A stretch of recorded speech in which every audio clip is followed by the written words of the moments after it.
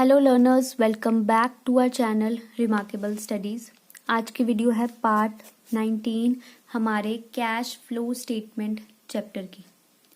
इससे पहले के जो 18 पार्ट्स हैं हमने उनमें इस चैप्टर के इम्पॉर्टेंट कंसेप्ट्स को समझा है कि हम कैश फ्लो स्टेटमेंट किस तरह से प्रिपेयर करते हैं, इसके कितने टोटल कितनी एक्टिविटीज़ हैं इसमें, और हम उन सभी एक्टिविटीज़ में क्या क्या आइटम्स जो हैं वो इंक्लूड करते हैं। और इसके अलावा हमने पहले के पार्ट्स में जो है वो एक्सरसाइज के फर्स्ट 9 क्वेश्चंस जो हैं वो भी हमने जो है वो सॉल्व कर लिए हैं। तो चलिए आज हम आगे के कुछ क्वेश्चंस को और जो है वो हम सॉल्व करते हैं। वीडियो स्टार्ट करने से पहले अगर आपने अभी तक हमारे चैनल को सब्सक्राइब नहीं किया है तो आप इसे सब्सक्राइब ज़रूर करें, वीडियो को लाइक भी ज़रूर कर दीजिएगा। तो चलिए स्टार्ट करते हैं हम क्वेश्चन नंबर 10। ये क्वेश्चन है आपकी TS गरेवाल बुक के कैश फ्लो स्टेटमेंट चैप्टर के एक्सरसाइज के क्वेश्चंस। तो आप ज़्यादा से ज़्यादा इस वीडियो को जो है वो शेयर कीजिएगा जो बच्चे TS गरेवाल बुक को जो है वो सॉल्व करते हैं। चलिए स्टार्ट करते हैं क्वेश्चन। सबसे पहले देखिए आपको क्वेश्चन में बोला गया है calculate operating profit before working capital changes. आपको कैलकुलेट करना है operating profit before working capital. जो ये पॉइंट है आपका operating profit before working capital changes हम कैसे कैलकुलेट करते हैं ये मैंने समझाया है पार्ट 4, 5 एंड 6 में। तो अगर आपने अभी तक ये पार्ट्स नहीं देखे हैं तो आप इन्हें ज़रूर एक बार चेक करें ताकि आपको थॉरो अंडरस्टैंडिंग जो है वो सभी कंसेप्ट्स की हो पाए। मैंने ट्राई किया है कि मैं आपको बहुत ही जो है वो इजी वे में समझाऊं ताकि आपको ये चैप्टर बिल्कुल भी जो है वो मुश्किल ना लगे। तो चलिए स्टार्ट करते हैं। आपको क्वेश्चन में सबसे पहले जो है वो दिया गया है net profit before tax and extra ordinary items, depreciation on machinery, interest on drawings दिया गया है, goodwill amortised, loss on sale of furniture, premium on redemption of shares. ये एक इम्पॉर्टेंट पॉइंट है इसमें, premium on redemption of preference shares का। Next आपको दिया गया है gain on sale of investment, और आपको उसके बाद दिया गया है interest and dividend received on investment. चलिए मैंने आपको क्वेश्चन एक बार रीड कर दिया है। अब चलिए हम स्टार्ट करते हैं कि हमने इस क्वेश्चन को सॉल्व किस तरह से करना है। चलिए स्टार्ट करते हैं हम हमारा क्वेश्चन, हमने इसे किस तरह से सॉल्व करना है। तो जब भी हम कैलकुलेट करते हैं operating profit before working capital changes, ये जो है वो हमारा cash flow from operating activities के अंडर आता है। ठीक है, तो स्टार्टिंग पॉइंट जो होता है हमारी ऑपरेटिंग एक्टिविटीज़ का वो होता है net profit before tax and extra ordinary items. वैसे तो मैंने जैसे आपको बताया ही है, ये जो फर्स्ट पॉइंट होता है आपको हमेशा इसे जो है वो अपने वर्किंग नोट्स में ही जो है वो सॉल्व करना होता है, और वर्किंग नोट में से फाइनल अमाउंट जो है वो आपको यहाँ पर आउटर कॉलम में लिखनी पड़ती है। लेकिन आपको यहाँ पर क्वेश्चन में ऑलरेडी कैलकुलेट करके दिया गया है net profit before tax and extra ordinary items जो है वो कितना है। अमाउंट आपको दी गई है 447,000,000। तो आपको अलग से जो है वो इसे कैलकुलेट करने की ज़रूरत नहीं है।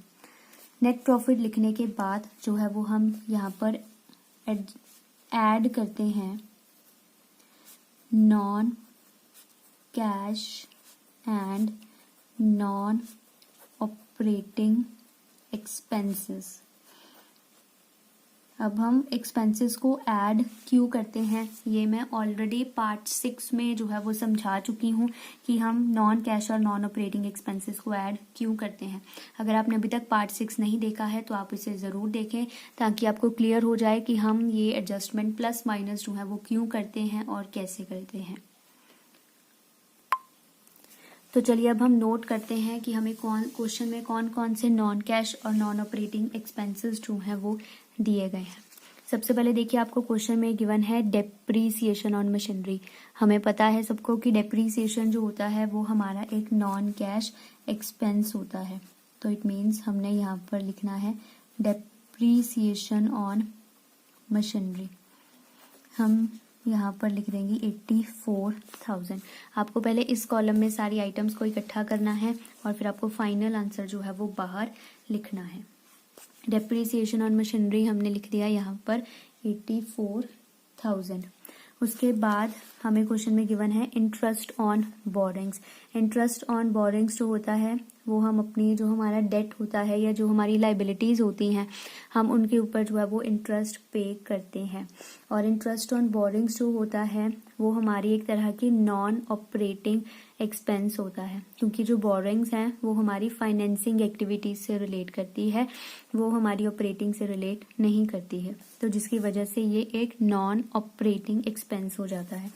और हम अपने नॉन ऑपरेटिंग एक्सपेंसेस को भी जो है वो यहाँ पर ऐड करते हैं। इंटरेस्ट ऑन बोरिंग्स आपको दी गई है क्वेश्चन में 16800। अगर आपको अभी भी कंफ्यूजन लग रही है कि हमने ये प्लस चीज़ें क्यों करी हैं तो आप पार्ट 6 ज़रूर देखें। आई एम श्योर कि आपको क्लियर हो जाएगा कि हम इसे प्लस क्यों कर रहे हैं। पार्ट 6 नेक्स्ट आप देखिए, आपको क्वेश्चन में गिवन है गुडविल अमोर्टाइज्ड। मैंने आपको बताया था कि जब भी ड्यूरिंग द ईयर हमारा कोई भी इनटेंजिबल एसेट जो है वो डिक्रीज हो जाता है, ठीक है, उसकी वैल्यू कम हो जाती है, तो हम उसे जो है वो राइट ऑफ कर देते हैं अपनी बुक्स में से, उसे एलिमिनेट कर देते हैं। W/O मीन्स रिटर्न ऑफ, हमने उसे एलिमिनेट कर दिया है, अमोर्टाइज कर दिया है अपनी बुक्स में से। तो वैल्यू आपको दी गई है 18600। उसके बाद आपको पॉइंट दिया गया है क्वेश्चन में, और जो गुडविल होता है वो हमारा एक इनटेंजिबल एसेट होता है, ठीक है, नॉन करंट एसेट होता है गुडविल भी। और जो नॉन करंट एसेट्स होते हैं हमारे, हम उन्हें जो है वो अपने इन्वेस्टिंग एक्टिविटीज में इंक्लूड करते हैं। तो इट मीन्स जो गुडविल है वो एक नॉन ऑपरेटिंग आइटम है, क्योंकि हम उसे ऑपरेशंस में इंक्लूड नहीं करते हैं, तो तब भी हमने जो है वो इसे यहाँ पर ऐड किया है। नेक्स्ट है हमारे पास loss on sale of furniture. मैंने आपको बताया था कि जो फर्नीचर है, ठीक है, वो इन्वेस्टिंग एक्टिविटीज से रिलेट करता है, तो it means loss on sale of furniture भी जो है वो इन्वेस्टिंग एक्टिविटीज से ही जो है वो रिलेट करेगा। तो इसका मतलब जो ये loss on sale of furniture है ये हमारा एक नॉन ऑपरेटिंग एक्सपेंस है, और हम सभी नॉन ऑपरेटिंग एक्सपेंसेस को ऐड कर देते हैं। तो हम यहाँ पर ऐड कर देंगे loss on sale of furniture. Amount आपको क्वेश्चन में दी गई है 18,000। उसके बाद आपको क्वेश्चन में दिया गया है premium on redemption of shares, ये मैं आपको लास्ट में समझाती हूँ। और आपको क्वेश्चन में दिया गया है gain on sale of investment. Gain on sale of investment जो है ये हमारी इनकम है, हमें प्रॉफिट हुआ है। और जो ये सेल ऑफ इन्वेस्टमेंट है, जो इन्वेस्टमेंट है ये हमारी इन्वेस्टिंग एक्टिविटीज से जो है वो रिलेट करती है, तो इट मीन्स हमें जो ये प्रॉफिट हुआ है ये भी जो है वो इन्वेस्टिंग से रिलेट करता है। इट मीन्स ये एक नॉन ऑपरेटिंग इनकम है हमारी। और हम क्वेश्चन में जो है वो एडजस्ट करते हैं, हम माइनस करते हैं non cash and non operating incomes को, non cash and non operating incomes को हम माइनस करते हैं। तो इट मीन्स कि जो हमें ये दिया गया है gain on sale of investment, हम जो है वो इसे यहाँ से माइनस कर देंगे। अब हमने इसे माइनस क्यों किया है ये भी मैंने जो है वो पार्ट 6 में जो है वो समझाया है, आप वहां से जो है वो इसे चेक कर सकते हैं। अब क्योंकि हमने इसे माइनस करना है तो मैं यहाँ पर जो है वो ब्रैकेट का साइन जो है वो यूज करूंगी।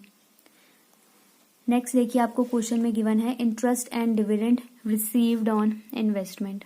इंटरेस्ट और डिविडेंड जो हमने रिसीव किया है इन्वेस्टमेंट के ऊपर। इन्वेस्टमेंट जो है वो हमारा एक नॉन करंट एसेट होता है जिसे हम इन्वेस्टिंग एक्टिविटीज में इंक्लूड करते हैं। तो इट मीन्स जो ये इंटरेस्ट और डिविडेंड है ये भी इन्वेस्टिंग में ही आएगा। इट मीन्स ये एक नॉन ऑपरेटिंग इनकम है। तो हम यहाँ पर लिख देंगे interest and dividend received on investment. Amount आपको क्वेश्चन में गिवन है 27600, इसे भी जो है वो मैंने नेगेटिव साइन के साथ जो है वो लिख दिया है।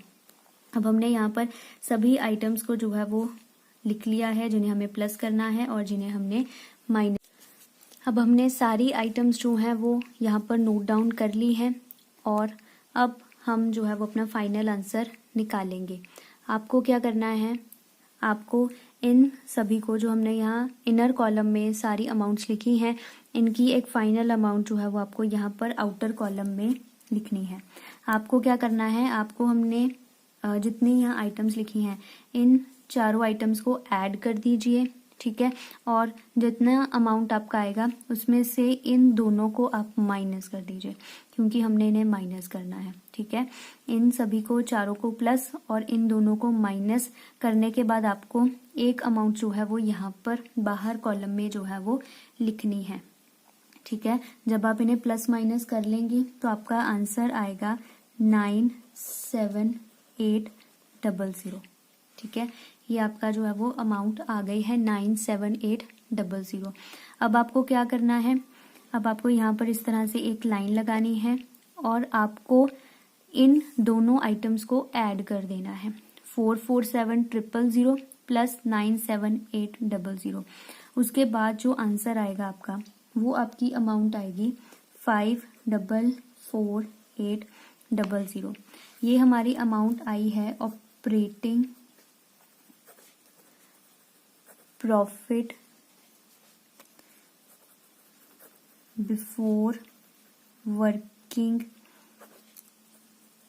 कैपिटल चेंजेस, जो हमने हमारे क्वेश्चन में जो है वो कैलकुलेट करना ही था, operating profit before working capital changes.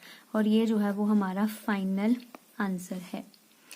बस आप ध्यान दीजिए, आपको प्लस माइनस जो है वो बिल्कुल ठीक करना है, क्योंकि बच्चे बाकी सब तो ठीक कर लेते हैं इस क्वेश्चन में, बस लास्ट में कैलकुलेशन में जो है वो गड़बड़ कर देते हैं। सो आप कैलकुलेशन जो है वो ध्यान से करें। इन सभी को प्लस माइनस करने के बाद आपको एक अमाउंट या फाइनल कॉलम में लिखनी है। उसके बाद जो आपका ये आउटर कॉलम है उसके अमाउंट्स का जो है वो टोटल करना है और आपका जो है वो फाइनल आंसर आ जाएगा। सो ये था हमारा क्वेश्चन जिसमें हमने सॉल्व किया operating profit before working capital changes.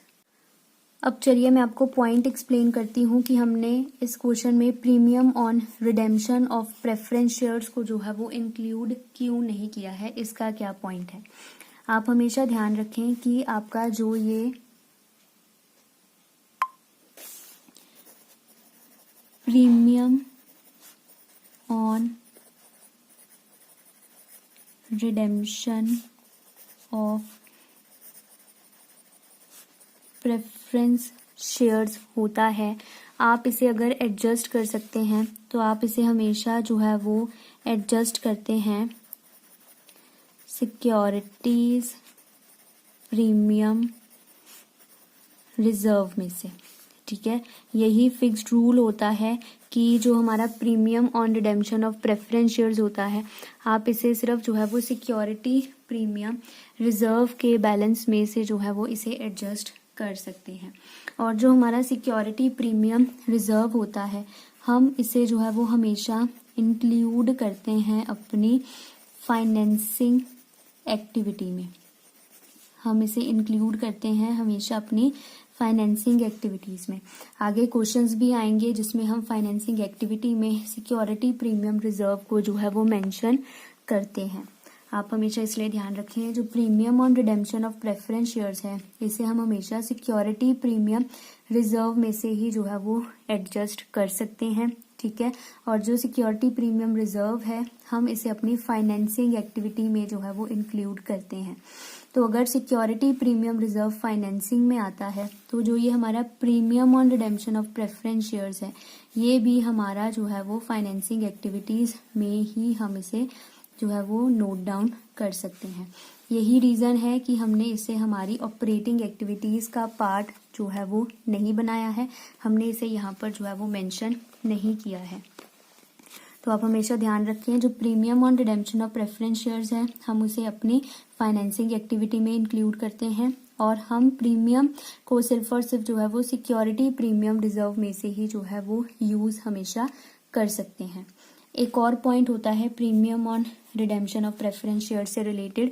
ये आगे एक्सरसाइज के क्वेश्चंस में आएगा पॉइंट, तो जब आएगा क्वेश्चन में मैं आपको वहीं पर जो है वो इसका पॉइंट एक्सप्लेन कर दूंगी। तो आप जुड़े रहिए हमारे चैनल के साथ और सभी वीडियोस को आप ध्यान से देखें ताकि आपको सभी तरह के पॉइंट्स जो हैं वो अच्छे से क्लियर हो सके। सो लर्नर्स, ये थी आज की वीडियो जिसमें हमने क्वेश्चन नंबर 10 जो है वो एक्सरसाइज का सॉल्व किया है। नेक्स्ट वीडियो में हम करेंगे कुछ और क्वेश्चन सॉल्व। सो तब तक के लिए आप हमारे चैनल को कर लीजिए सब्सक्राइब, वीडियो को लाइक ज़रूर कीजिएगा और शेयर ज़रूर कीजिएगा और मुझे कमेंट सेक्शन में ज़रूर बताइएगा आपको ये वीडियो कैसी लगी। Thank you.